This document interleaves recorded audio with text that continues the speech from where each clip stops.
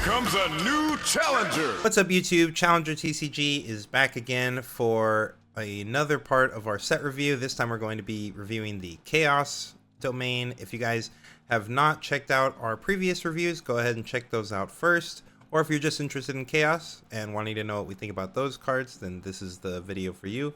We're going to be reviewing these, rating them on a scale of 1 to 10. If you guys want to go do this yourself and have fun with this tool, the link is available down in the description below. One of our Discord community members built this app, and it's pretty cool, and it averages all the ratings from the community, so it's kind of cool to see how your ratings compare to others. So yeah, check that out. We're going to be jumping into this with Bewitching Spirit for 3 energy. This is a 2-might unit that says when you play me, choose a player, they discard 1. Collin, what do you think of this guy? You know, it's kind of fitting that I feel like every other color that we've started with has been something completely unplayable, and obviously we open up purple and it's like actually a pretty decent card.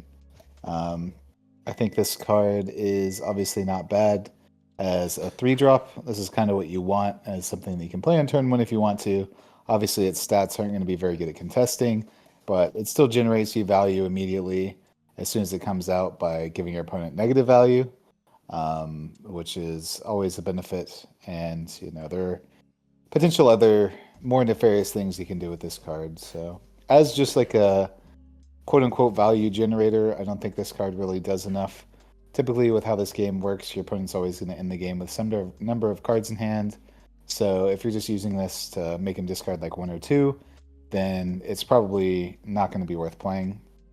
That being said, if you're going to go with the more nefarious route, and we are in Chaos, so we have access to a Pack of Wonders, we can just like continually bounce this over and over again. Obviously we have the Pike Legend that is good at bouncing units and creating some sort of situation where like we're playing this guy like 2 or 3 times in the turn, then it's definitely more of a reality to make your opponent discard their entire hand.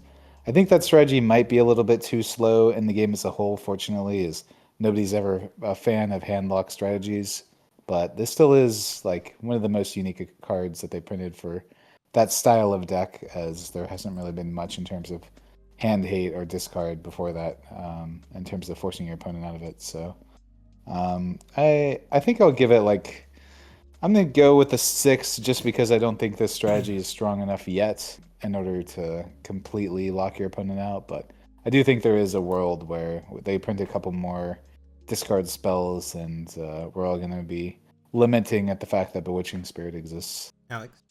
Yeah, I mean, I pretty much agree with all that. I think discard gets better with more discard, so as we get more discard, this will probably make its way into a discard deck. One thing I do want to note is this is a pretty ideal going second play, because what usually happens if they go first, they're going to play a 2-might unit.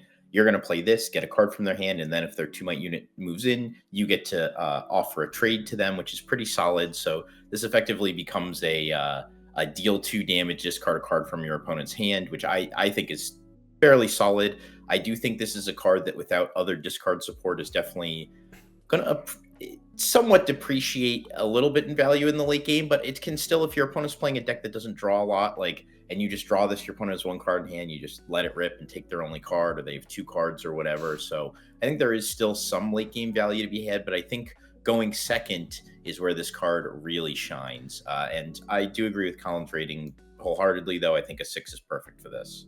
Yeah, I also think 6 is perfect for the card. I'm definitely a big fan of the cards like this, effects like this. I really like effects like this in Magic the Gathering and other card games.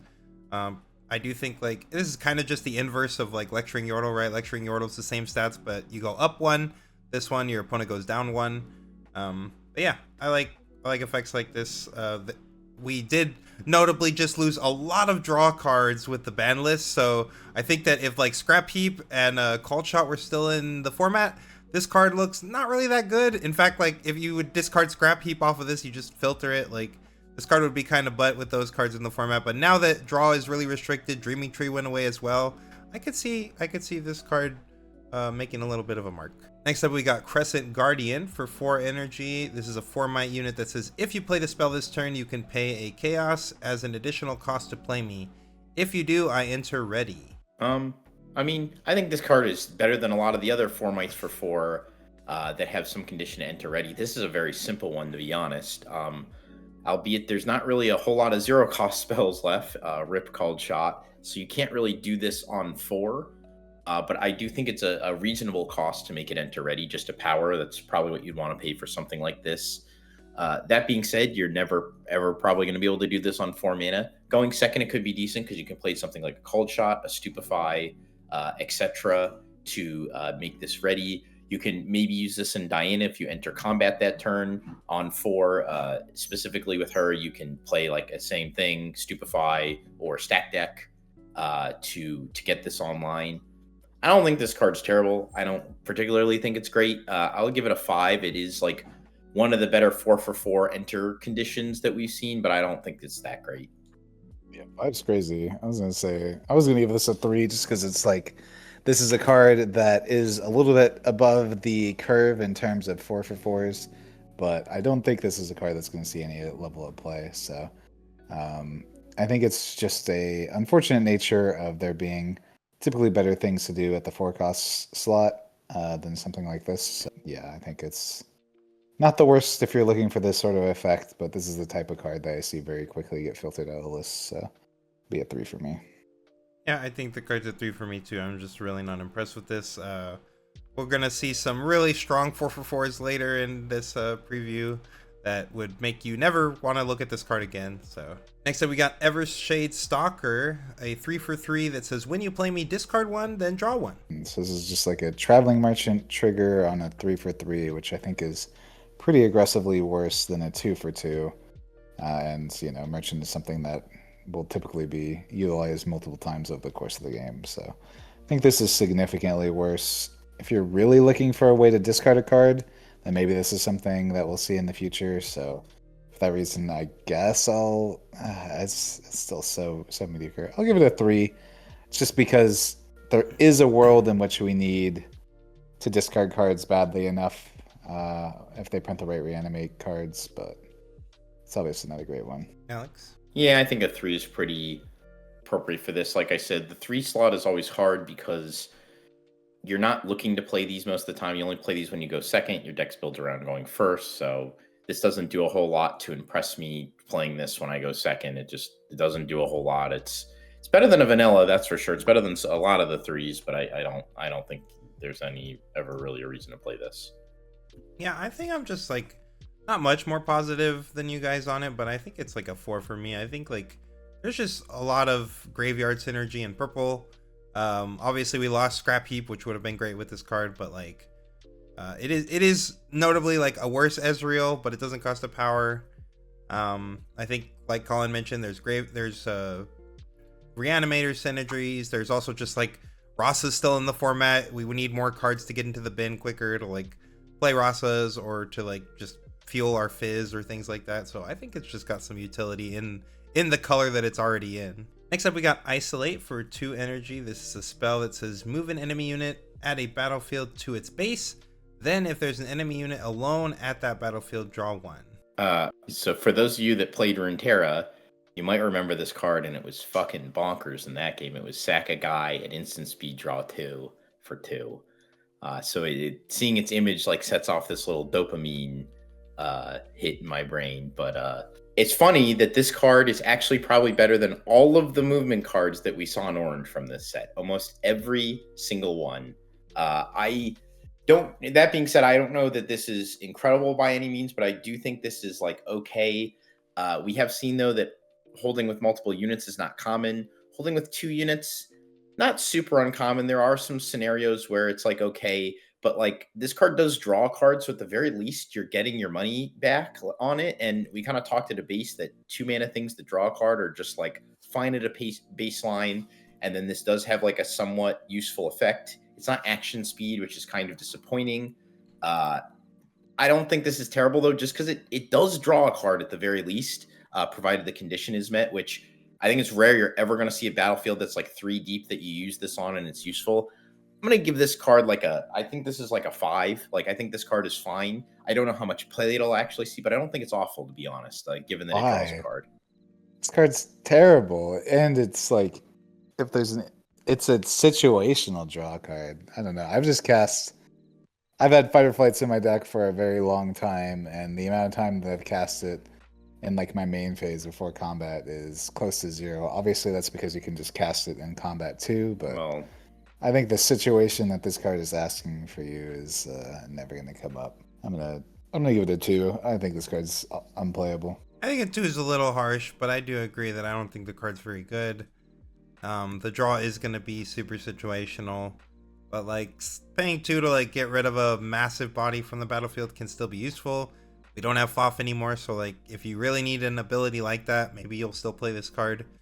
I'll give it like between like a 3 or a 4. I'll just go with a 3. Next up, we got Lunar Boon for 3 energy. This is a spell at reaction speed that says discard 1, then draw 2. Yeah, kind of our first discard draw at instant speed out of Chaos. This is like some generic filtering for 3. I think that this effect is traditionally very, very slow for any sort of actual real deck that's playing the game fairly, but when it comes to combo situations of trying to do reanimation nonsense, or more realistically with what we have right now being the Aurora combo deck, I think this deck is a worthy inclusion as just a way to filter while you're trying to set up your combo. So I'll give it like a 5. I don't think it's anything crazy. It really will only be applicable to these specific combo decks, but that's enough for me. yeah, I think this card is everything that I rated a little higher, even though there's not a place for it quite just yet, because I do think this is everything that any sort of reanimator deck could want, any sort of combo deck could want. It does the 2 things you want, most of these combo decks want, discarding and drawing just to get started. It is a little pricey. That's like, if this card was 2, it'd be fucking crazy, obviously. But reaction speed makes it kind of nice. I again, though, like, you can't react at the end of your turn, so it makes it a little worse in this game. I want to say it's a 6. I do think this is one of the better draw spells that we've seen in this game, given how pricey they tend to be. I'll give it a 5. I want to say 6. I think the ceiling on this is a lot higher, but yeah, maybe I'll give this a 5. Yeah, I was gonna say if it was just like 3 mana draw 2 at reaction speed, what would Then it you would be. rate that? Do you think that'd be crazy? Because based on what our conversations have been from previous colors, it's been... I actually think making you discard makes it kind of better, because getting cards in the bin is a very serious enabler. Like, even though it's not the hardest thing to do in this game, discard enablers are like, at some point they do become relevant. The moment they give you something to make them relevant, they become relevant. I know that sounds stupid to say, but like, the more of them you get, the more redundancy you get, and easier ways you get to put cards in the discard that aren't just like, when you play this guy, discard 2, like real effects that are fueling your combo decks. So they're discarding but also drawing. The more consistent these types of decks become. So I like, in this weird way, like, yes, drawing 2 for 3 is better, but like, for the types of decks that you would ever play these types of cards in, the discard actually makes it better, because I don't think you would ever play draw 2 for 3 in most decks, whereas there are some decks that want to discard and draw. So yeah, I mean, I can see that now, especially out of Aurora decks where we're like playing shovel and stuff, but yeah, I think it's like a 5 for me. I don't have too much more to add. I think it'll see mostly play in Chaos Aurora to start, but other combo decks or reanimator decks, as those strategies get more powerful, will probably want some copies of this, or effects like this at the very least. Next up, we got the Mega Tusk for 6 energy. This is a 6 might unit. There's a lot of these in this set. Spend 3 XP, give your units here, ganking this turn. 2. Is that that's the rating we're going for vanillas at the... Yeah, that's what it's always been. Honor 8 vanillas or 2s. Like, at least they had the, like, again, like, why is EXP in, like, they're just putting EXP cards in random colors. Like, well, this is actually in Kha'Zix's color. No, I understand it's in Kha'Zix. I get that it's in Kha'Zix's color, but like, it still feels like purple was not like, there's not very many XP purple cards, even if it is in Kha'Zix's color. Like, I just think this just doesn't feel like it was like, orange feels like it's the XP color. Green feels like it's an XP color. Purple just felt like something else where they just threw a few XP cards in, even if it's in Kha'Zix's color. I mean, are we really mega tusking and Kha'Zix? Like, that's no, probably not. But I'm saying it is in a color that actually makes a little bit of sense. Like the Yeah, the of course. Rengar one doesn't make any sense. There's no XP payoff for Body is- Rengar. The blue one makes let no me sense. ask you a serious question, Colin. What do you do if there's a Mega Tusk in your boat? I don't know. I think You I'd buy a start new to boat. question. Oh, I just read the flavor text there. I was like, what is he on about? Yeah, it's a 2. Great flavor text though. I'm sure that's one that'll come up again. Yeah, this card is definitely not good. Next up, we got Mr. Root. This cute little guy for 2 energy. This is a 1 might unit with Accelerate. And it says, when I move to a battlefield, gain 2 XP. This is a 1. This is it. They found a This 2-drop. cannot be a 1. Oh, this is not a 1. That's crazy. This is You're awful. crazy. This is awful. No, you play this in Kha'Zix, and then it's just a It has Lucian 2 for lines of energy. text. Well, for power. not initially though. Like, okay, let me put it to you this way. Legion Rearguard sees almost 0 play. Like, in set 1, it saw a little bit of play. Right now, it sees almost 0 play, and that guy has real stats on 2. This guy does not have real stats. He has 1 more might. Let's not like Yes. go crazy. Yes, but 1 with more it. might is a huge difference because when you're not accelerating him, it's a 2-drop that actually can do the 2-drop thing, which is trade with other 2-drops, contest other 2-drops. This guy cannot do that. Like, he is not a real 2-drop. You play this guy in 2 and you're just like, great, I have a vanilla 1 might. If this guy was a vanilla 1 might, like, okay, he gains 2 XP, but that sucks. He gains 2 XP and dies. You're paying 2 mana. Well, No, ideally, he no. comes- He goes into he the comes battlefield home and you with pull him Kha'Zix. back with Kha'Zix. Okay, sure. I guess, like, he moves into a battlefield, come... Yeah, Kha'Zix costs Yes. 2 to pull him back. Honestly, because of this guy, the Kha'Zix deck seems really, really annoying because they're gonna have like this guy, they're gonna have Lucian, and they're just gonna be constantly scoring for free and then just coming back home, and it's gonna be super obnoxious. I think this this guy's guy's good. awful. Yeah, it's all right. I think this guy's good. Maybe in the Kha'Zix deck, I can see where this is like all right, but I think this Yeah. guy's awful. I'll give him. I'll I'll give- give him I'll give like him a a 2. 4.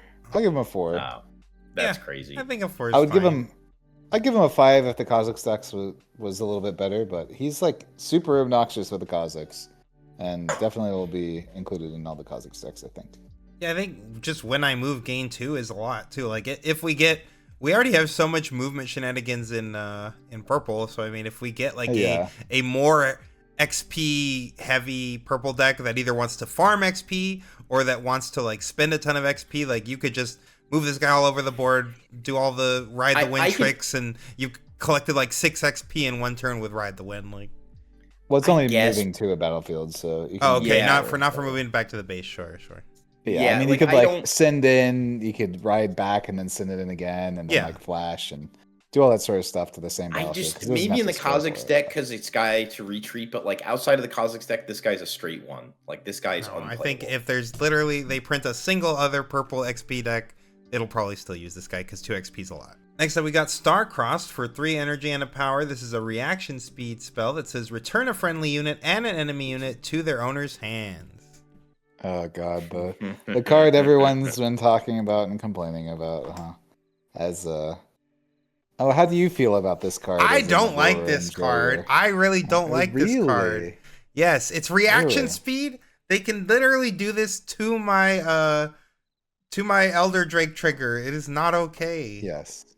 That is an Um, important interaction, is that if your opponent puts in an Elder Dragon and you have your Starcrossed, then you can bounce the Elder Dragon and then the 1 damage trigger to everything won't actually kill your stuff. So, quite nice. And additionally, I think its most broken application is just with Fizz, as you can kind of do the arcane shift thing, but instead you're just bouncing stuff, which arguably can be better in a lot of situations, given Yes. how broken we've seen Rebuke be in the past.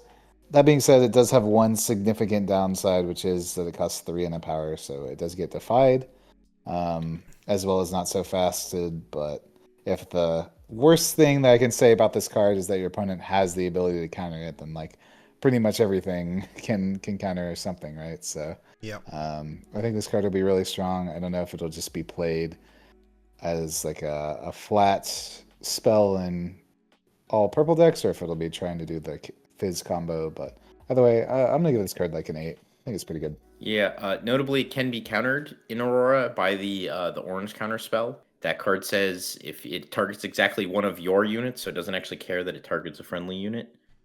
So it can be countered by that as well. But yeah, I'm going to give this card an eat. Like, I don't think there's anything else to be said about this. It's just another purple bounce spell. This one, for some reason, can get units and bases. Yeah, that's the I don't know craziest thing. This why. thing is rebuke Grab at the them wherever base. they're at. Rebuke Yeah. at the base, chat. This shit's broken. Yeah, And exactly. it's the orange it's an orange eight. spell doesn't even work if it's in base, right? It has to be at a battlefield. So. yeah, the orange spell That is specifically true. says Yep. that a battlefield. Yeah, that is true. It does say at a battlefield. Yeah, Yep. this so. card's crazy. Anything that fucks over Aurora, I am all for. So bring more cards like this around. Here comes more cards that are purple XP cards. Alex thought there wasn't that many, but turns out there's actually a lot. This is a 5 for 5 vicious Snapjaws. When another friendly unit dies, gain 1 XP. I must have blanked them out like a traumatic childhood memory, because they were all so fucking bad too. This is another 2. Okay, this vanilla. one is bad. This one's really bad. I agree. Yeah, this It is could- like this there's is just maybe- a 5 for 5 vanilla. There's like maybe a world where you just want to sack off your whole board for like an insane amount of XP, I guess. I don't know. You can't even.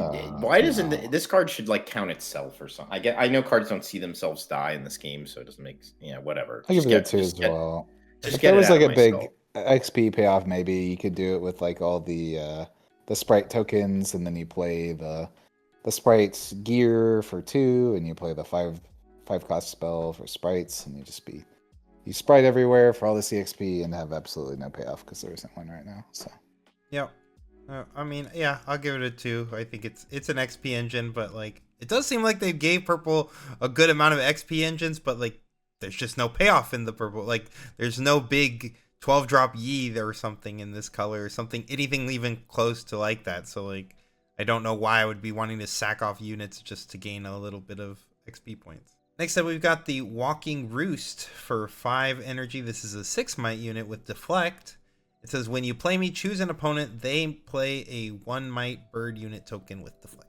2. yeah, this is the Hungry Drake from Yeah. Yep. Except they can't summon the Pit Cobra, or what is the 2/1 Death Touch guy that it could Yeah, summon? I Pit think it was Pit Cobra. Cobra. Yeah, Pit Cobra. Yeah. So it's it is.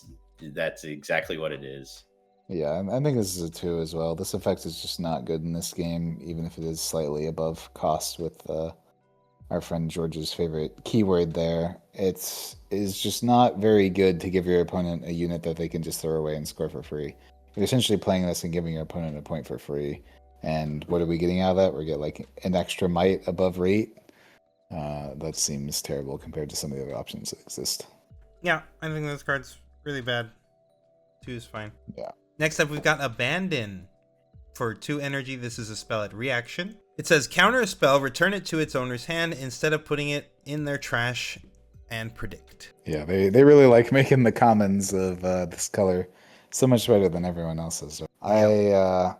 This is very much so like a meta call. I don't necessarily believe that this card will just see play in every Chaos deck, just because it is a very tempo-oriented card. In theory, this card is -1 card if your opponent is given infinite cards to play all of their spells. That being said, that is very rarely the case, and if your opponent's tapping out for a singularity or, God forbid, a time warp or anything like that, just being able to bounce it to their hand is quite strong. Now that we have this and Hard Bargain, you have all the ways to counter spells in purple that are any big spells at least, so you never have to fear something like a Ruination or a Time Warp or something like that. I don't quite think this is as strong as Starcrossed, so I'll give it a 7, just because it's kind of like an alternate version of a card that we already had in Hard Bargain that does a very, very similar thing. So, but yeah, it's a good card. I'm a little lower on this card, honestly. I do think that Hard Bargain is kind of better. I don't know why they threw Predict on this card. I guess just to make it better than it already is. But I do agree with Colin that it's a meta call. There are a lot of heavy spells in this game that are backbreaking, but I often find those cards also kind of play into Hard Bargain too. But like, yes, this hitting a Singularity, this hitting a Time Warp, this hitting Imperial Decree, any of the very high costed spells is obviously backbreaking, but it's not nearly as effective against the cheaper ones. Hard Bargain usually is much better because if against a lot of those spells, if they have the 2 mana to pay for the hard bargain, they probably have the 2 mana or 3 mana to replay the spell. So most of the time, a hard bargain having the option to kick too and get a little bit better. I'm going to give this card a 6. I just do not think it's as good as it comes off. I might even be tempted to give it a 5 because it is so meta dependent on what the spells you're going to see that I actually think hard bargain is going to be better than average than this. I still think this card is really crazy though. Like there's definitely a lot of spots where this card's going to be really strong. I just think like probably out of the sideboard more than in main decks. Maybe Annie will play some amount of these, but I think like bargain can also do a similar thing like Alex was saying. Definitely really crazy into the big spells, especially if like they do have all of their ruins or something. Like there's spots where bargain's not going to be able to stop something that this would. So yeah, I think it's between a 6 or a 7. Haha, 6, 7. I'm just going to pick 7. Next up, we got Angler Beast. For 5 energy and a power, this is a 5 might unit that says when you play me, return all units with 2 might or less to their owner's hand. So the community average is 7. Am I missing something? Let me actually set up in my chair real quick and do a reading comprehension check. No, it really does say that. So what's our use case for this? Is we're like afraid of this a counters bunch of tokens? the set 4 infinites. That's what it is. Ah, yes. They do the set 4 infinite, then this card. You play this, and then they just go infinite again and make infinite tokens. No, again. you win the game because Nice. you unsummon all their tokens, and then you score to 7 and 8. Right. Yeah, you know. Theoretical use case gives it above a 1, even though I'm very tempted to. I don't know. I guess I'll give it like a 3 because it does technically counter token strategies. If there ever is like a big token strategy that we need to just clear their board. Yeah, maybe But, like that a doesn't Vanguard count as Armory this. decks or something. Yeah, but like the issue you run into with Vanguard Armory and the ones that currently exist is they're just repeating token generators. So all you're doing is like cleaning up for the course of a couple turns. And honestly, this game does not last long enough for you to be able to care about that sort of thing. Alex, any thoughts? No, I think a 3 it's better than a 5 for 5. It does cost power. It has some corner cases. Could be a sideboard card at one point. It does do something that's very unique. We don't have anything like this. I doubt it's ever part of any sort of infinite with 2-drop, 2 mites or less, but maybe like just a way like, yeah, I don't know. I just think this is like a sideboard, like some niche sideboard card at worst. It's a sideboard card. I think 3 is fine. Next up, we got Blast Cone for 4 energy and a power. This is a gear that says when you play this, you may move an enemy unit. When you move an enemy unit, you may exhaust this to stun it. Yeah, our new charm support gear. It is a charm for 4 and a power out of chaos, which is quite expensive. The charm But with a stun. like stun synergy, yeah, I think it's pretty cool. I don't know if we have any instant speed charm spells. I don't believe we do right now. That would be like a way to score on your opponent's turn. But combining this with the green Vex could do some pretty cute shenanigans. And yeah, this is also a gear that does cost a power, but something you're going to want to play later in the game anyways. So I think charm is a powerful enough effect that it's worth considering. I don't think it'll be great, but I'll give it like a 4. It's a very unique effect. I don't know if it'll see play, but it's possible that it will. I do think it costing a power is kind of rough. I do think this is unique enough and might have enough application that this could be better than it reads. Just because if you're in Vex, you do have a lot of charm effects. Now that is only in Vex, but you do have so many charm effects if you want them there. So every single charm you cast for the rest of the game having a stun effect behind it is nice, but this is still kind of expensive. I think a 4 is probably appropriate here.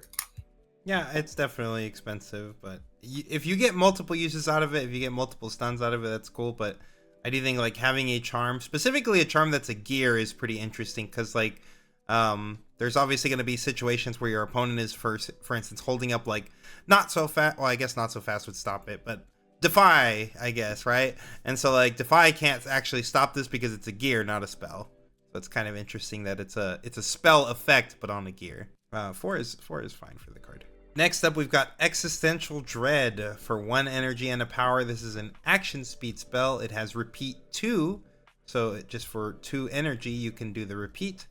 It says stun an attacking enemy unit. If it's already stunned, return it to its owner's hand instead.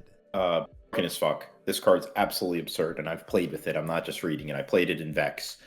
So one thing to keep in mind is 1-mana cards in this game are very broken because, like we've talked about, most decks are designed with an even curve in mind, and a lot of times you will actually have, especially going second, you'll have this one random mana up. A lot of turns you'll have 1 mana up, and most decks don't have a way to spend that. 1-mana spells give you a way to spend that. Like if you look at Kaizen set 1, they had like 9 1-mana spells, I think, in that. Stupefy, Hextech, and Retreat. So like, and that deck played very efficiently. And Cleave too. This card, a Cleave too. Yep, Cleave. So 12 1-mana spells. This card is better than all of those cards. This card is just absurd. Just 1-mana stun on an attacker's already, even for power. That's a very, very powerful effect. You're pretty much fight or flighting that guy almost. But now, just for the extra 2, you're not even paying the power on repeat. Just for an extra 2, it's now just Rebuke. This card is absolutely absurd. It's actually, I would argue, it's better than Rebuke at times. Granted, it has to hit an attacking unit. So that is one of the downsides. But not having to pay that extra power, a lot of the times you are going to want to pay the extra energy over the extra power. I think this card is absolutely absurd. I don't know why this was printed. This card's like an 8 for me. This card is so insane. I don't know why it's like this. In Ezreal decks, it's going to be crazy. Like, Ezreal makes this better Rebuke pretty much. Like, again, you can't use it on offense, but like, my God, is this card absurd. Yeah, Collin? The worst thing that I can say about this card is it gets countered by Defy, I guess, which is like, I don't know. If that's the worst thing I can say about the card. Your 1-mana spell that costs power gets countered by the 1-mana. Like, it just creates this thing where if you can win with stun, you just stun. You don't have to do anything else. And if you need something extra, the extra's there. But a lot of the times, I was just winning with the stun. I think I only ever kicked this card one time, and I didn't have to. I remember the situation that came up. I didn't have to. It was just a little bit better, and I had nothing else to spend the 2 mana on. So I just like, fuck it, it's free. Goodbye. Yeah, and an 8 for me as well. I think it's, as Alex said, historically, I think this is the type of thing that maybe they overlooked in the game, but there are very few 1 energy big power swings of defensive cards in the game that currently exist. Right now we have like Aurelia, Sig Spell, like On Guard. These are like +2 might buffs at best out of 1 energy because holding up 1 energy is so easy to do. Now that you have to play around like an actual stun for 1 energy is going to be a pain into purple decks. Yeah, for sure. I think the other thing that we haven't mentioned yet is also that this is not just is this a potential Rebuke, but you can also use this as a Thwonk. So it like has multiple modes. You can actually go for a double stun if you want. So like if you just need a single stun, you have a single stun. If you want the Rebuke, you have the Rebuke. Or if you need 2 stuns to win the combat, you have a double stun. Like, it's super modal, super flexible. The card's crazy. Obviously, I've already mentioned how much I hate Rebukes. There's too many Rebukes in this set. But yeah, I mean, this card is excellent. I will give it an 8 as well. Next up, we've got Insightful Investigator. This is a 3/3 that says, when you play me, choose an opponent, they reveal their hand. You may choose 2 XP to choose a card from their hand. If you do, they discard that card and draw 1. My beloved. Any sort of Aurora hate is good with me. That being said, I think it won't really see much play outside of that. It'll just be like a Kha'Zix sideboard card into Aurora as a way to try and rip it out of their hand before they actually slam it.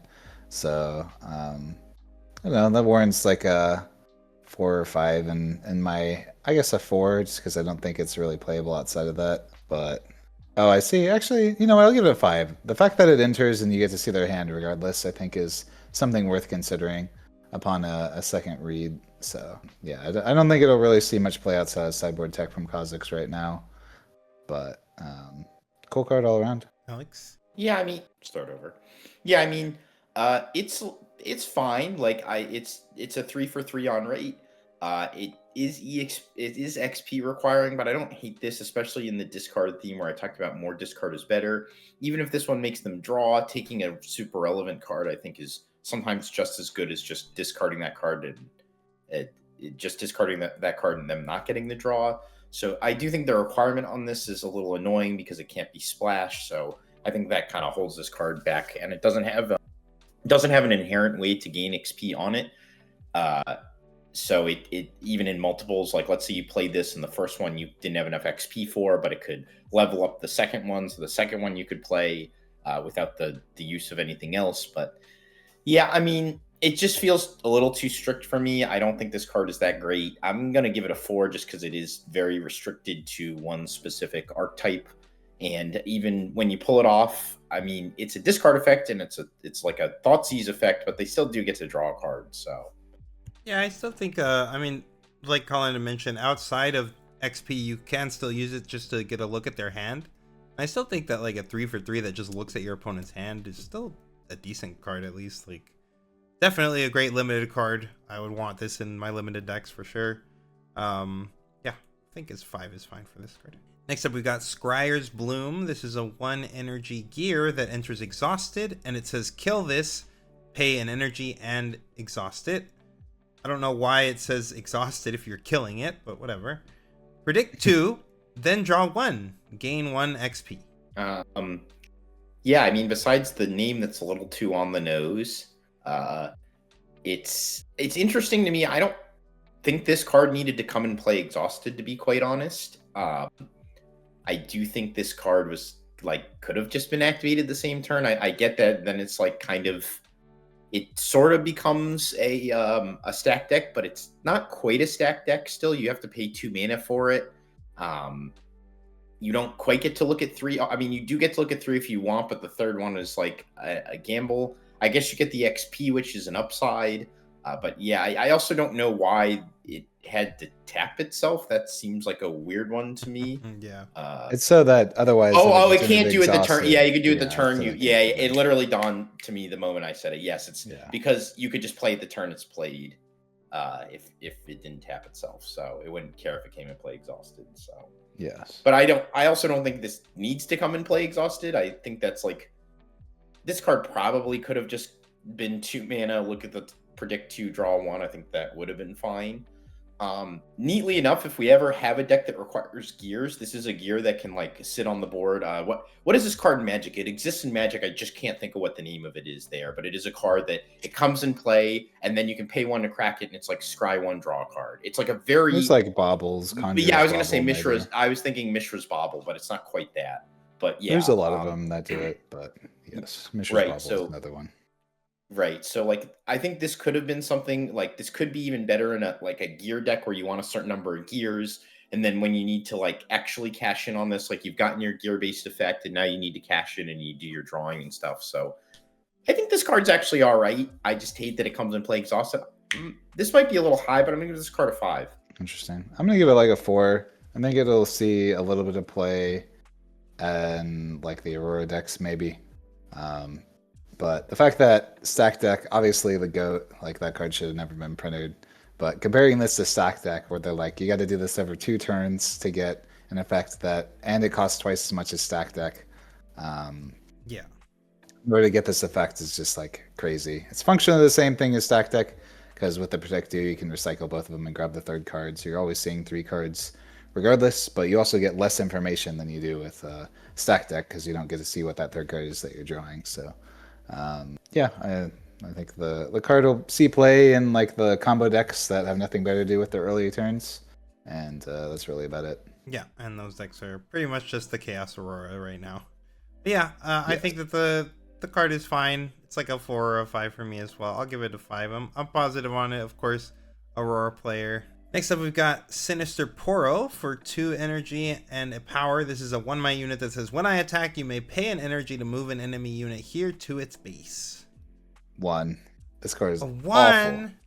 Awful. 1. It's very cute. Absolutely adorable, but it is terrible, terrible, terrible card. It is unfortunate that this card requires you to pay power, because if it didn't, it'd probably be the best 2-drop ever printed. However, I don't even know if that's the case. I mean, it would be insane. Dude, imagine this in Draven. Imagine in Draven, you're just like, would be crazy. Play this, goodbye, like just send your ass home. Like, okay, maybe it wouldn't be the greatest ever, but like, it would be good. Yes, I do agree. This is a 1. This card is unplayable. Power cost on a 2-drop, lol. Yeah, 1. Yeah, I mean, power cost on a 2-drop is really bad. I'm still gonna give it a 2, especially for what this does, for its cuteness. All right, fair enough. Next up, we got the list for 1 energy. This is a gear that says, as you play this, name a tag. For example, Misfortune, Demacia, and Poro. Exhaust it, give a unit with the named tag -2 might this turn. Tribal hate? Rumble hate. It's almost Rumble cheap hate. enough to justify it being a sideboard card. That being said, I don't know that we'll ever see, at least in the game in its current iteration, there is not any tribal decks to warrant using this. It also has to be used in combination with something else because it's not like people are stacking the battlefields deep. That being said, it costing 1 actually almost makes it playable, especially like being able to, like, if you go second, being able to play a 2-drop in this against some sort of tribal deck. Like, it might not even be against a tribal deck too, because there might be some decks that just coincidentally line up where like all the good orange cards in this deck just so happen to have this 1 tag, and it's just a good side for that reason. All that being said, I just don't know where and when that will be. And the only reason I'm even giving this card this rating is because it cost 1. It cost actually 1, which is pretty much nothing. So I'm going to give this card a 4. If it costed 2, this card would probably be a 1. But because it does cost 1, I do think there is like a world where this could be a sideboard card, or like even if half their deck has the same tag, I could see where this is just like ruining them for the whole game because they're just like, fuck, I can't attack because this thing shrinks half the guys in my deck. So, but outside of that, yeah, I think this card is not that great. Yeah, I'll give it like a 3. Maybe eventually we'll remember this card exists when the Tribal Poro deck is just tier 0 and we need help breaking into battlefields. But yeah, for 1 energy, it's fine. Yeah, this card is just racist against Rumble. I hate it, but I'll give it a 3. Next up, we got Bone Skewer for 2 energy and a power. This is a spell with Hidden. It says, choose a battlefield, an opponent reveals their hand. You may choose a unit from it. They play that unit to that battlefield, ignoring any and all cost. When they do, stun it. For those Hearthstone aficionados, we have our own Dirty Rat here, except it's a spell. I see that our community rated it very highly. I don't think that highly of this card, to be honest. I think it will have some niche applications as time goes on.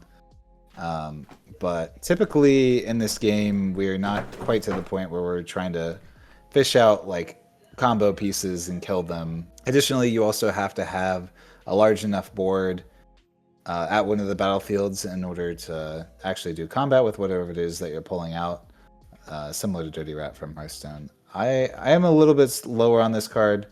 One thing to note, though, is that you don't have to pull it out if you wouldn't kill it, but you still need enough might to kill it, even though it does get stunned. We'll give it a 6, just because it is an extremely unique effect, even though I don't think there's a spot for it yet. Eventually, this card will see play at some point in time. I just don't think it's right now. So there is a niche line with this, and I probably agree with Colin's rating here. In the Vex deck, I have one of this. There's a very cute line where on your opponent's turn, at any point they do anything, you just go flip this from Hidden. If you have the green Vex, you go flip this from Hidden, look at your hand. It does not matter what you've gotten there. I'm going to play anything to an open battlefield and just bring the Vex in and score a point. So, like, it is like... You're playing it from Hidden. You're playing it from Hidden, so the battlefield you have to choose is the one that's hidden out, which means you have to have units there. So you can never use it to score on your opponent's turn. Is that true? I thought that's only for targeting. This just says choose a battlefield. It's not targeting. Yeah. Is there a difference between choosing and targeting? I don't think so in the rules. Well, it's choose a battlefield, but I don't know if this is restricted to choosing. This has different wording than everything else because that's for choosing the targets of, like that's for choosing specific targets. This is choosing a battlefield. Do I have to? I would still. Maybe you're right. Maybe it still adds the here. Maybe. I'm not sure. Yeah, honestly, maybe. I'm not certain. That's Hidden is a very strange mechanic, so yeah. I don't have a way to know one way or another. I mean, so you can still use it in a similar function where if your Vex isn't readied or you need to get it to the other side, you can just rip a guy out of their hand and conquer the other side. So it does still have that use case on your turn. I guess if it is Hidden, maybe you're right. It does have to be that battlefield. I guess that would kind of make sense. I have to check Hidden in the rules. I'm not going to give an opinion on that. That sounds like it'd be right, I guess, but I just don't know. So I'll look it up in the rules. But either ways, I still think this card is a 6. I think this card has a lot of future applications. It is still a discard card too. Like it is effectively still a discard card. You also have to consider that cards that do things when they enter combat or when they win combat, this will cause them to trigger. This just has a lot of synergies, and it's very cheap for what it does, even if it does cost a power. So I think there is some... I do think there's something going with this card, and I do think in the future this could get a lot stronger. Yeah, I think this card's really strong. I'm a big fan. I do think, obviously, like the action and reaction being missing are kind of crappy. I guess it is a reaction at hidden, but into Aurora, obviously, you're never going to really want to cast this card, or you're never going to be probably pull in a big guy. Like, if they reveal an Elder Drake, you're obviously not going to slam that guy onto the board, so... but I do think there is a lot of decks where this could be a pretty good card, especially like if Draven's still alive, like being able to pull a guy in, kill it, win a combat, draw a card, like that seems like pretty good use case. I think there are spots where this card can be solid. I will also rate it a 6, but I almost went 7. Next up, we got Conscription for 5 energy and 2 power. This says you may spend 5 experience as an additional cost to play this. Choose an enemy unit at a battlefield with 3 might or less. If you paid the additional cost, choose any enemy unit at a battlefield instead. Take control of it, exhaust it, and recall it. 5 EXP, yeah. 5. Yeah. This is the payoff. You cannot use this. So I will say this: you cannot use this card with its first effect, because if your opponent has any way to pump their guy, it already gets invalidated. It already doesn't have good targets. If they pump, you're just extra sick. It costs 2 power. It's not action speed. My God, does this card have 8 billion things? And if your opponent has not so fast, just pick up your cards. Like, it's over, dog. Like, you spend 5 EXP, 2 power, and 5 mana to cast this shit to get nothing. Like, no. I think this is a nothing burger card. Like, I think in the perfect scenario where maybe this lines up, it doesn't even get guys from base. It only gets guys at a battlefield. Yep. Yeah, it's looking flash to save it and such. Yeah, like there's a million reasons this card just explodes in your face. Possession isn't very good, and that costs 3 more mana for something that's a lot more guaranteed than this. The card gets exhausted and recalled to your base too, so it's not even going to a battlefield, no action speed. This card, I mean, this is not a 1 card, but it's not far from it. I give this card like a 3, and the only reason I give it a 3 is because if you do pull it off, it is actually like, it's not like the literal 2 cards where there is no upside to them. Like, you can go for broke and hit on this, and it actually does something. So it can't possibly be a 1 or a 2. Colin, thoughts? And me wanting to make it a 1 or a 2. Of course. No, this card has to be like, I guess a 2. Like Alex said, it does theoretically have a payoff. But like the fact that it's not action speed, comparing it to possession from set 1 is like such a significant downside, just because like with possession, if you're playing it on your opponent's turn, you at least get to untap and immediately use it. With this card, your opponent has to have already gotten to a battlefield. They already have to have scored off of this card. Then we have to spend our 5 XP, 5 energy, 2 power, hope that it doesn't get countered, steal their unit, and then it goes to our base exhausted anyways, so we have to wait an entire turn cycle before we can use it again. Like, this card's just awful. This is just not good. But I won't give it a 1 because it technically does something. Yeah, I'll give it a 3. It's some payoff for the XP stuff, but I don't think you're going to be playing this. I don't think it's good enough.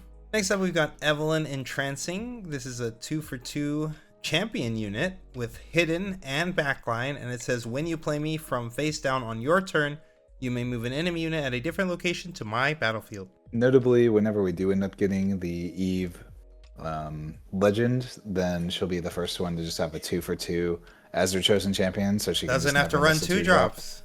Yeah, she can literally just run 2 drops, so that'll be kind of crazy. Yep. As she is right now in the game, I think this card's fine. It's essentially just a 2-for-2 that can... This is what you want out of your 2 drops, right? Is you want a 2 costs, 2 might that you can just play on turn 1 if you want, and then later in the game it has some additional effects. And it being like a charm late in the game is certainly not bad. I don't know if it'll be good enough over some of the other 2s that exist in Vex right now, but I do think it definitely will be an option worth considering. And then obviously for future proofing, I think this card is incredible for the Eve deck.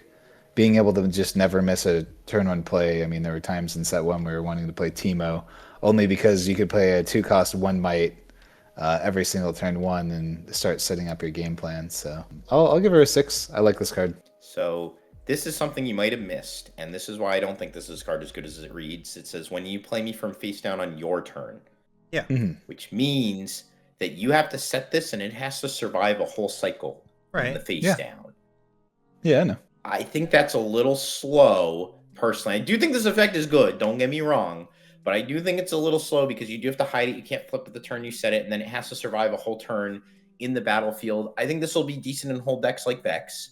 I think a 6 might be... It is everything I want from a 2. It does do something later on, but just having to have it sit there for a whole turn, I think, is not always going to be manageable a lot of the time, especially in decks that aren't like stun type Vex decks. I do agree, though, that this being a 2 for 2, if they ever have an Evelyn legend, it's going to be incredible that you don't ever have to technically play a 2-drop if you don't want. So that part I do like about it, and it does have backline. So if you are forced to flip it, it's not just going. It's going to add its might to the fight, but not necessarily explode all the time. Just getting punished flipping it.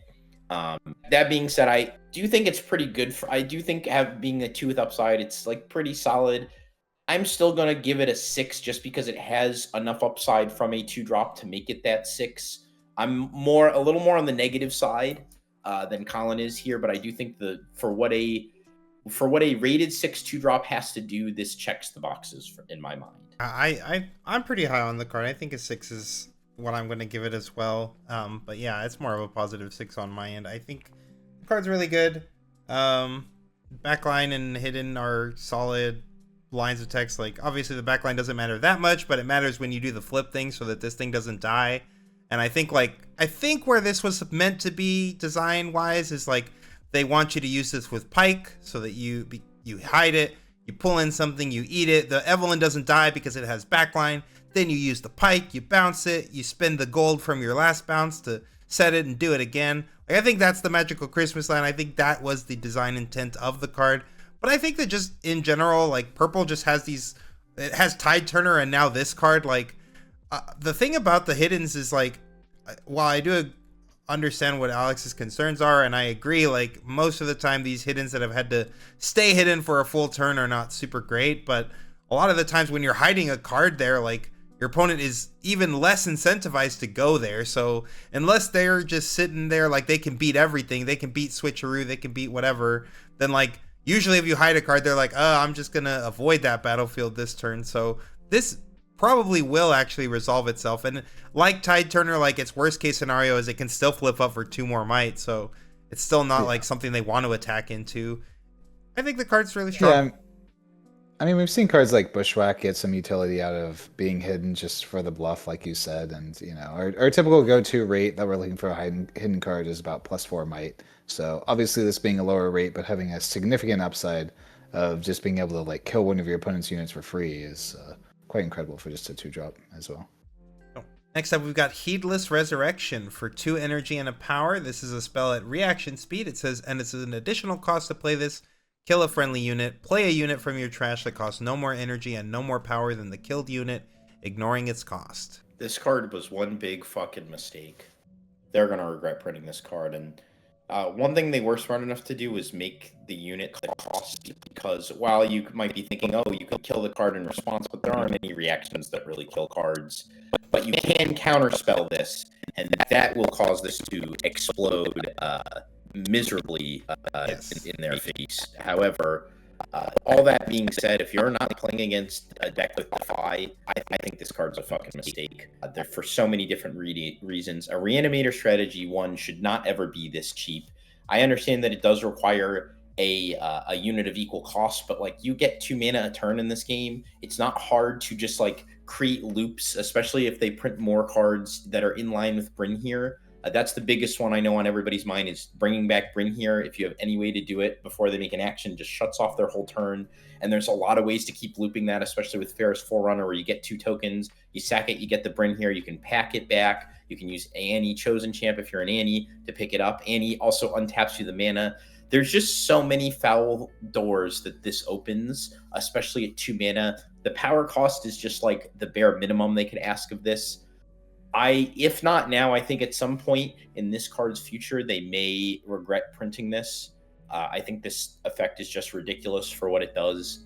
I especially its reaction speed. That's the craziest one, because you can even, in response to a removal, just kill your guy and bring something else back. Like, oh, they're going to kill my Ferris Forerunner. Actually, I'll sack my Ferris Forerunner, bring back another Ferris Forerunner. Well, great. You're never getting rid of Ferris Forerunner. So, especially in a deck like Annie, I think this card was just like very insidious to print. I'm going to give this card like this is probably this is a much higher rating than what this card is, but I just think cards like this open so many. It's like a Pandora's box of a card. I think this card is 9. This card is diabolical. I hate cards. I hate cards like this. Yeah, I was gonna be a little bit lower on this card, to be honest, just given that there is theoretical counterplay that exists in a couple of different colors. Obviously, Defy. You have Abandon. In order to bounce it, they still have to sack the unit. And you have the terrible, terrible card of is it Marching Orders to exile the unit that they're targeting in response. So there is theoretical counterplay to this, and especially when it comes to the Bring Hero loop, your opponent will always still get to untap their energy first. So if they do have a reaction speed card to counter this, they can even use Wind Wall or something like that, because their Wind Wall is always theoretically held up if you're trying to do it on their turn. But I do think the utility of like sacking a Ferris Forerunner to bring back a Ferris Forerunner is quite strong if you're able to get to that point. But I think overall, I'm going to give it a 7. I'm a lot lower on this card just because I do think that the counterplay does theoretically exist, that it makes it... This is like the type of card that you want to build your entire deck and strategy around. But because there are some decks that can just instinctively are just playing like the 3 to 5s anyways, it's just a good card.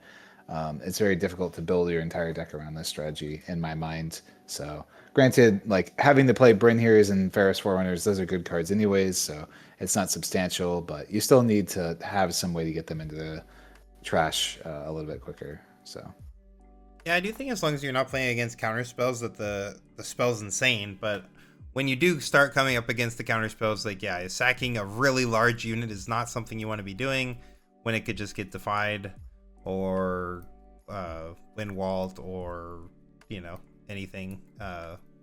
So yeah, I think like the ceiling on this card is crazy. It's a really powerful card. I mean, I'm happy to like try experimenting with this in Chaos Aurora to like, oh, they're gonna, you know, rebuke my Elder Drake. I'm gonna kill my Elder Drake to bring back this other Elder Drake and do it all over again. That sounds crazy too. Like, I think that this card is just another really good answer to Rebuke. Of course, it's in the colors of Rebuke. So yeah, take that for what you will. But it's like I'm between like a 7 or an 8. I'll go 8 to be in the middle of y'all. Next up, we've got Kha'Zix, the Mutating Horror for 4 energy and a power. This is a 4 might champion unit with Ambush. And it says, when I attack or defend, and if an enemy unit is alone here, give me +2 might this turn and gain 2 XP. this is definitely the chosen champion for Kha'Zix, at least after reading the other one. I honestly wasn't sure, but yeah, it having a power cost is a little bit annoying. For sure. To be honest, I'm just looking for, like, God, every other legend, like, that are even better legends, they get 4/4s that don't have a power cost, and this one, you're just like, it's too good, we gotta give it a power cost. It's so sad. But the fact that it has ambush like that means that you can play it much later. You're just going to want to be doing other things on your turn 2 than playing this, ideally. But it's still there in the worst case if you have nothing better to do. So I think this card is completely unplayable outside of the chosen champ for Kha'Zix, but it will be Kha'Zix chosen champ, so I guess, is that a 4? It's like a 4. Alex? Mutating Horror, you mean my ex-wife? Boom, boom, thank you, good night. No, okay, it wasn't funny. I tried. We can cut that out then. I thought that was funnier than it was. We're not cutting that out. No, it's yeah, okay. Leave it in. But yes, I don't think this card is very good. Costing a power is pretty rough. If this could have been a 4/4 like all the other 4s, it'd probably be like a 6 or 7 in my mind, because it does actually have a decent effect, making it a 6 when it attacks or defends. It's just got like the auto E buff, but I think the power really drags this card down. That being said, it's not the worst thing. I think ambush is a little counterintuitive, because if it ambushes into something, then it's clearly not attacker defending alone. So these two lines of text like counteract one another. They're contradictory in nature. I'm going to give this a 5, and that might be a little too. No, I think 4 is fine. It costs a power. It just like it can't. I want to give it a 5, but it's just like the power cost really holds this card back. So Nice try, guy. Yeah, I think 4 is good for it. Notably, it can theoretically gain you a lot of XP. Like if it is swinging in and there's an enemy unit there alone, you get the +2, you get 2 XP. Now if they like swing back into you with just 1 unit, then like you get 2 more XP, even if they're like trading over it.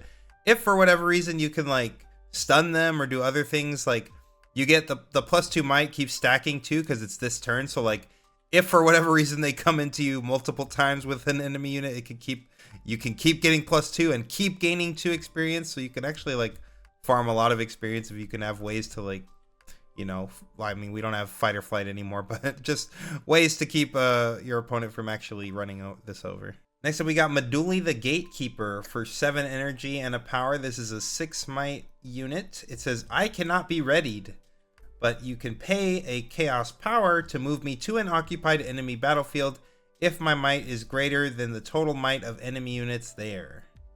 Now that is a funny card, Alex. That's a joke right there. This is how you hit it out of the park. A 1. Yeah, that's a 1. A 1. It's an awful card. Yes. it's a 7 costs. I mean, it's a 7 cost 2 power, 6 might accelerate that can only be accelerated if their units is not greater than his might. Additionally, like I guess you could maybe conquer both battlefields with this guy as like the wet dream. They just have a couple of random chumps in the battlefield. Yeah, it's like by the wind. Yeah, it's by the wind. Medulli the Gatekeeper is just a by the wind, all on his own. Yeah, maybe my 1 is a little bit harsh because I did come up with a theoretical situation in which it does something, but that also costs 7 and 3 power in order to. It also can never be readied, which is just crazy. And it can never be readied, so then it's just like kind of. Why did they add this line of text on this card? I think it's like a flavor thing. I don't know. This card was obviously designed to be a bulk rare, so I'll do the designers a solid here. You want this to be a bulk rare, then you guys got it. Yeah, a 1 for you. Alex? Medulli the Gatekeeper, you mean my ex-wife?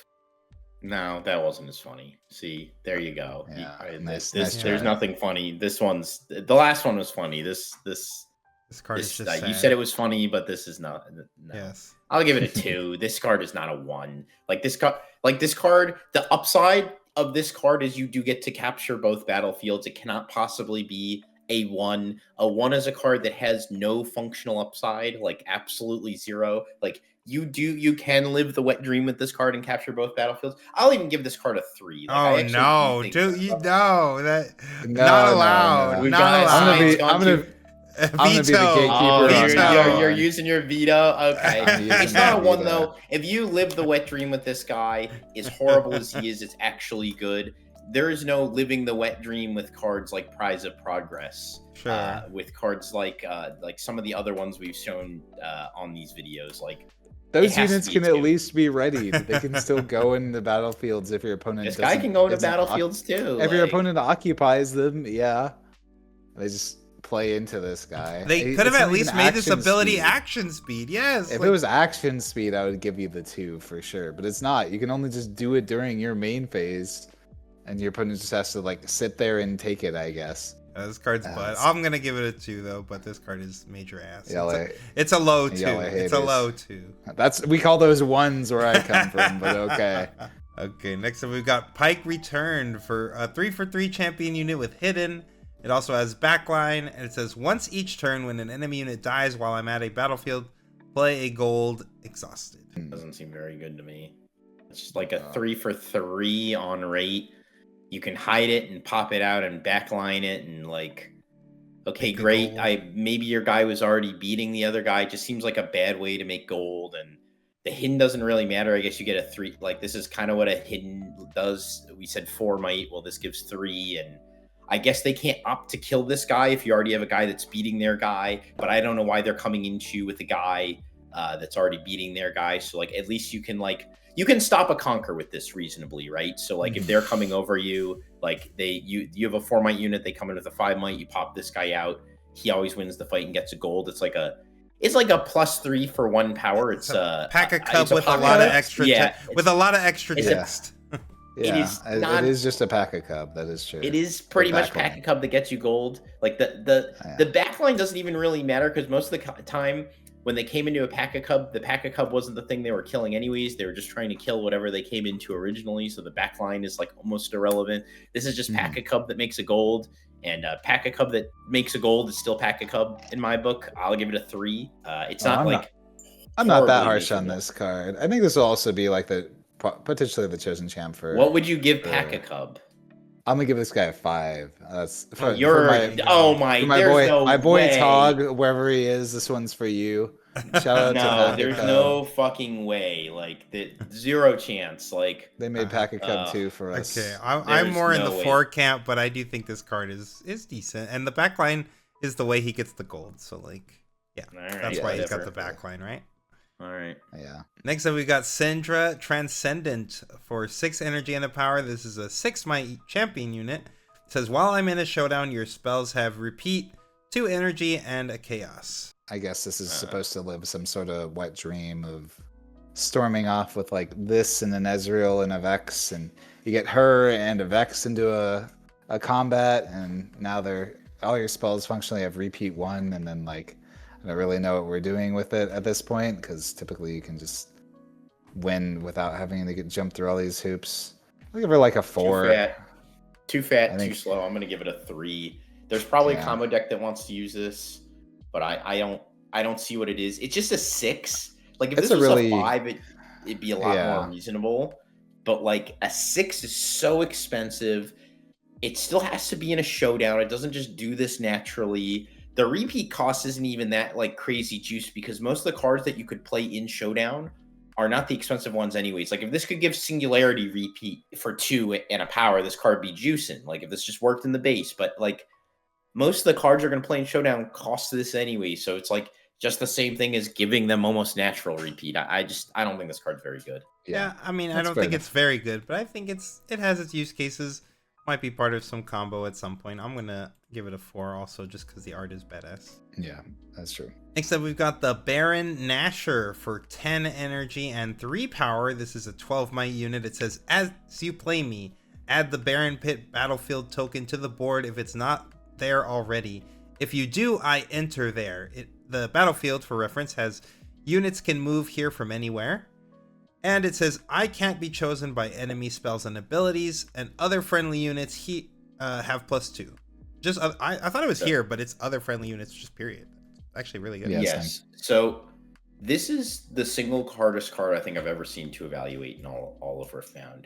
I do not know how to evaluate this card, because there's been a very conflicting discussion about this when this got previewed. Is it actually worse for the type of decks that want to play this to make the extra battlefield? Is it better? And it was very 50-50 if you read the discourse online. I actually okay, its other 2 effects are fucking crazy. Nobody's like fully hexproof. All your units get +2 might. Like out of an Aurora, there's no doubt this is crazy, but a lot of people were actually arguing that the 3rd effect, the one to make the Baron Pit, was actually a humongous detriment and a downside. And I will say, this card does what a 10-drop should do. Like, this is a card that could reasonably be played for 10 as your top end. Even when you're not cheating it out, I actually think this card is reasonable to play for 10 mana, unlike the Elder Dragon, where it's very hard to get to 12. But this card out of Aurora is clearly fucking bonkers. I just don't know how much of a detriment or upside this battlefield is, so it's very hard for me to evaluate this part of the card. My gut is telling me that this is broken. I'm more in the camp of this is what you want as Aurora, because it's much harder for your opponent to triple score, especially if you're an MF where you can just gank to any of these battlefields anyways. I'm going to give this guy a 9. I think this card is crazy in the context of Aurora. Even as a 10-drop, I'm pretty sure this card is still crazy, because you can actually cast it. Unlike Elder Dragon, it's very hard to get to 12 mana. I don't think it's impossible to get to 10, though. I just am having a very hard time evaluating a card like this. Yeah, I definitely am not that high on this card, but obviously this is one of the first cards that just like alters the rules of the game as we know it by adding that additional battlefield and making it so that we're playing on 3 battlefields instead of 2. As you already mentioned, the real issue with this card and why I don't think it'll see play outside of cheating it in is because it doesn't do anything to interact with the boards or the battlefields that your opponents will already be at, outside of just giving all your units +2, I guess. But I would assume that 10 energy and 3 power is not typically going to be good enough to just give your whole board +2 and have that be enough to crack. But maybe out of like a token strategy, I could see it. I'm gonna give it like a 7. It's a super unique effect. I think it's fine, but I don't think it'll be particularly good in Aurora, outside of like maybe the MF specific version, because you can give it ganking and use that to control battlefields. But it does create like a very awkward situation where the MF deck typically doesn't want to be contesting until the last possible situation, and this card just makes you start contesting immediately. So yeah, I don't know how to feel about it. Yeah, but to add, I think one of the reasons you don't want to contest is a stack Might in the back, but this guy is impossible to kill. Like, you don't want to contest because you don't want them to pick your units off one by one, but this guy is going to be fucking hard to pick off. You can't kill him with spells. And like, granted, if this is the first thing you pop out into a Cull of the Week, you're fucking sick, but like, and maybe I'm wrong. Maybe an 8 is a more appropriate score for this. Maybe I should give this an 8, but I cannot evaluate a card like this. What the battlefield is going to do is just too hypothetical for me to really understand. Like, that battlefield could actually make this card unplayable because it just makes it too easy for your opponent to rack up points if they're in like a go wide deck faster. But on the other hand, it might actually make it better for you because now your opponent, where holding isn't possible against an MF deck because you always crack the battlefields, now they have to capture all 3 in a turn to win, and that's like really hard. I just don't know. I don't know how to evaluate this card for me personally. Yeah, I think I'm more in the 7 camp as well, just because I do think, like, out of MF specifically, this card will be much better, but I think, like, a lot of the other Chaos Aurora decks, I would be kind of weary on playing this in, like, Sivir or something like that. But yeah, I do think the card's really good. It's really strong. It's a good bomb. This is, again, just like, this is what I want cards that cost this much to actually do. Maybe not saying put hexproof on every single one of them, but hey, like, that was one of the biggest issues for me, and I've said it so many times on the channel and to the team, just like, I always feel super disincentivized to play anything that costs like 8 or more because of how many different bounces there are in the game, and this one at least doesn't have to worry about those, so that's nice. Yeah. Next up, we've got Cursed Sarcophagus for 4 energy and a power. This is a gear that says, when you play this, banish all units from your trash. Then you can exhaust this to play a unit banished with this. Can I give it a 1, or are you guys going to yell at me? You can do whatever you want, but this can't be a 1 either. This can't, like, if you're ever in a control meta, imagine you're just a purple-red deck and you're just like, I have 6 Ferrous Forerunners. Deal. Like, this is not a 1. That you are trolling if you say this is a 1. Like, there is sideboard potential here. Being able to recur your entire bin, all the units in your bin, that's a real effect, especially in combo S decks where you might actually want something like this. I agree, this is a little slow. It does cost a power, but like, if you're playing slow, it's pretty slow. I'd give this card a 4. A 1 is crazy. Like, you're just there's no way a card that says you can play any card from your graveyard is a fucking 0. Any unit from your, you can play any unit. Yeah, well, the issue is you that can play all units over the course of multiple turns. Yeah, but like, we have to fill our trash, then we have to play this, and then like, we just get a little bit of extra value. So in order for this card, like, let's think of it from this perspective, right? 4 energy and a power. Yeah. Draw X cards. What number does that have to be for that card to be playable? For 4 energy and a power to be playable? 4 energy and a power. Draw 3, draw 6, draw 10, draw 100. What's the number in your mind? For me, it's like probably 4. Yeah. That's so probably, we're saying, so in order for this card to be playable in this hypothetical situation for 4 and a power, we have to fill our graveyard enough to have 4 units. Then we have to play this card for 4 energy and a power. And then we have to activate it for 4 additional turns after that in order to get our 4 and a power to draw our 4 cards of these 4 units. How many times it has to cast Ferris Forerunner to be worth that? Because that's not the exact thing. Like drawing 4 cards, you're taking 4 random cards from your deck. These are cards that have already been selected. Like I know what I'm getting when I play this. I'm not getting 4 random cards.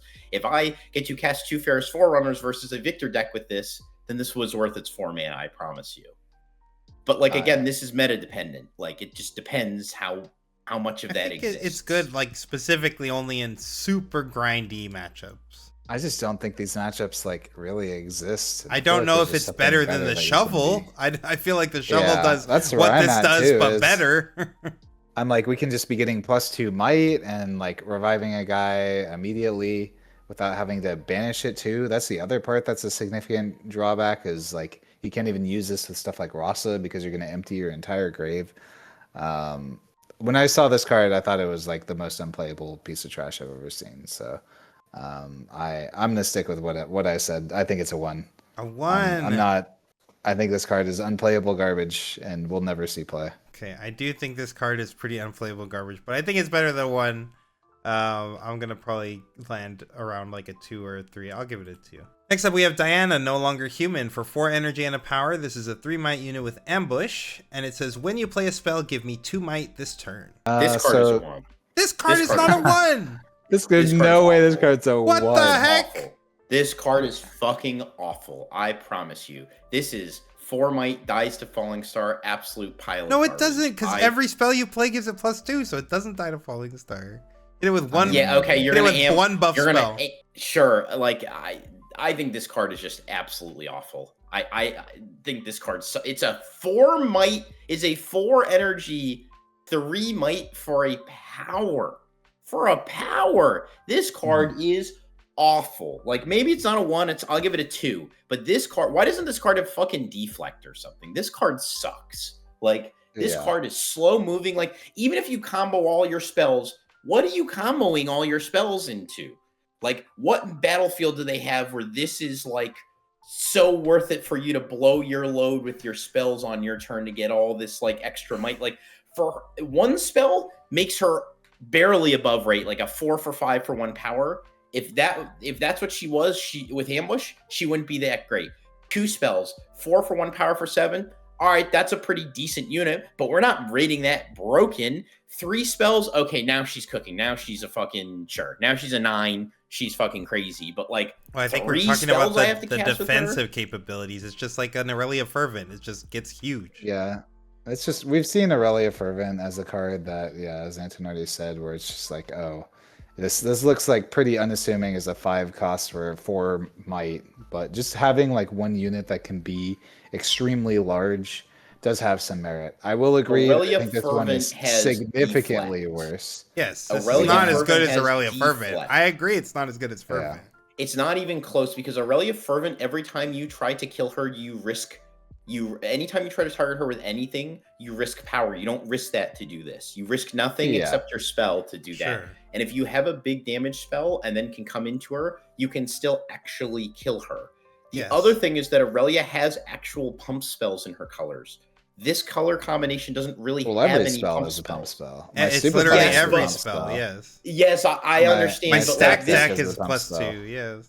Her pump spells, like think of her pump spells, Discipline, On Guard, those are +3s, whereas Diana's spells are all +2s. For, I guess Stupefy is technically a +3, but like you also have a Sig spell. And again, the deflect makes all of the difference, like absolutely all of the difference. That color combination is also much better built. The green is much better built to defending units. Blue is not built to defend units like this. We discussed this before with the purple cards. It is not. Purple is definitely built to defend units.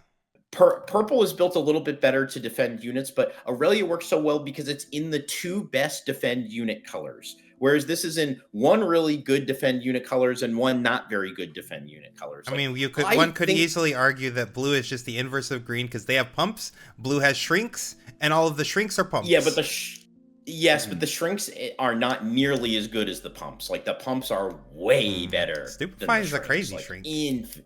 Also, the shrinks don't help you defend against spells, which is my chief issue with her because she doesn't have the flex. But they do because her ability. Yes, I understand that you can pump her. I get that. But like they could just go double Falling Star. You're gonna have double reaction to play, and then they're gonna come with a creature, and you're gonna be like, wow, that was fucking terrible. Like you also need these spells to do something at the time you're defending her. You can't just fire two you can burn two stupefies, I guess, if you want to pump her out of range as some removal, but then you just burn you just drew two to pump. Like it's like, and that's the best case scenario, by the way. This assumes that you have reactions that you can just fire off at will to actually protect her. Like I truly believe this card, its biggest issue for me is the power cost. Like if this card didn't cost a power, it'd be fine. I don't even think it'd be great. It would just be fine. But because this card costs a fucking power, like no, this is a hill I'm willing to die on, and this is like the rockfall path of this set for me. I truly think this card is terrible. Die on it. I think this card sucks. Colin, what do you think?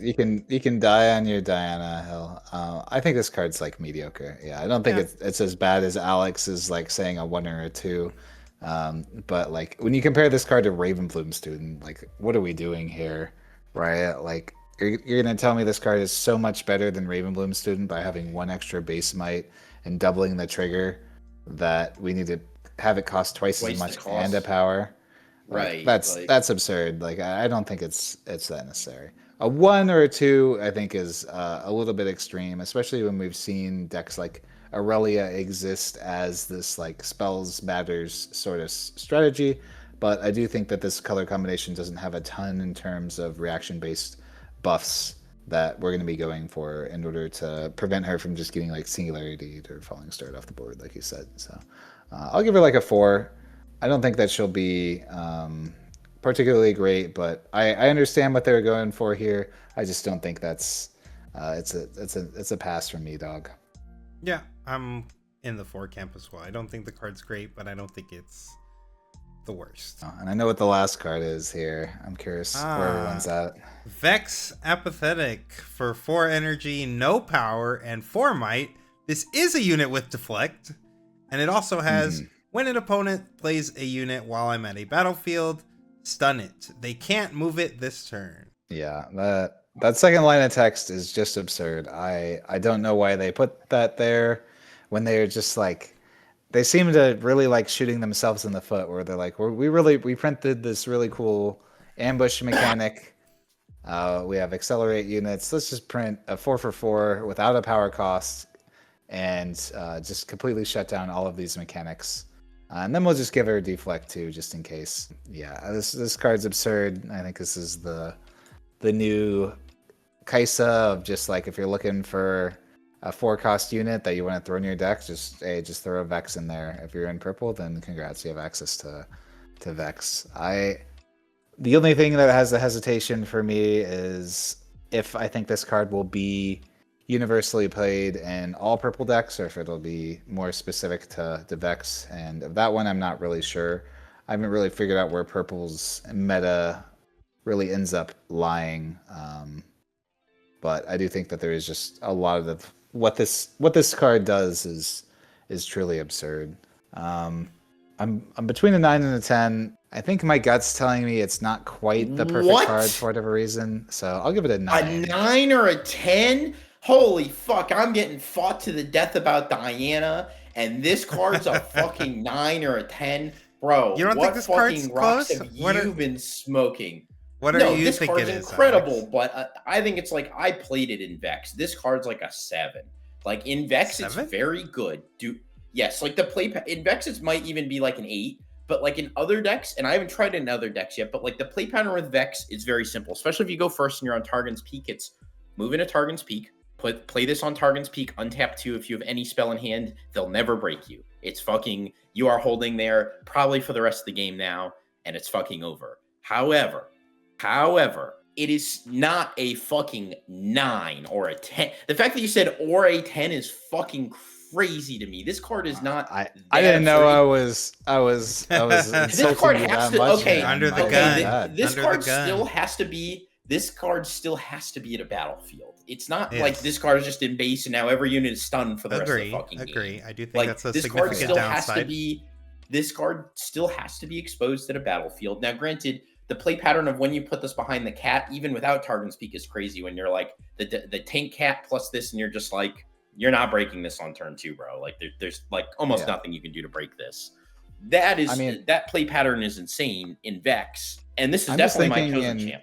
I'm thinking in like the current environment too of playing Draven, and obviously our chosen champ just got banned, and I'm like, man, I wish I had a card like this. This card would be incredible in current Draven. It's just a way to lock my opponents out and really hold battlefields and make sure that I'm always winning combat, because, you know, once she does end up getting to that battlefield, then the fact that you just don't have to worry about accelerating units from your opponent or any of those shenanigans is great. Collin is one of the biggest, for reference, chat and viewers, Collin is one of the biggest Darius Treferian haters. He's been traumatized by this card so many times. He's like, I just never want to have to worry about Darius coming out and ruining my day. I will say, deflect on this unit might have been a little overkill, but I do think that, like, I mean, and there is some play patterns that are crazy. Like if they ever play Guide to the Battlefield while you have the Green Vex can just teleport to the other side and be like, hello. Yeah.